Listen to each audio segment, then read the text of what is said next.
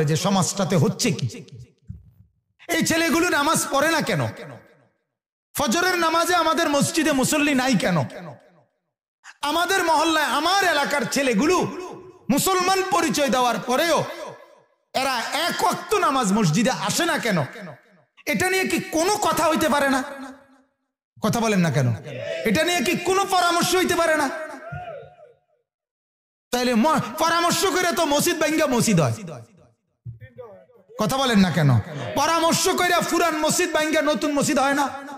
পরামর্শ কইরা টাকা টুকা কালেকশন কইরা মানুষের আতফাও ধইরা বিদেশের টাকা দেশের টাকা রাস্তার মধ্যে মাইক লাগাইয়া টাকা দিয়া উঠাইয়া তারপরে মসজিদ বানাইতে পারে না?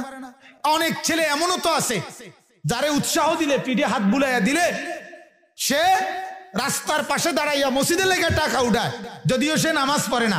এমন আছে না? তাহলে বুঝা গেল একটু দরদ নিয়ে বললে, আরে সে এক সপ্তাহের মধ্যে একটা নামাজ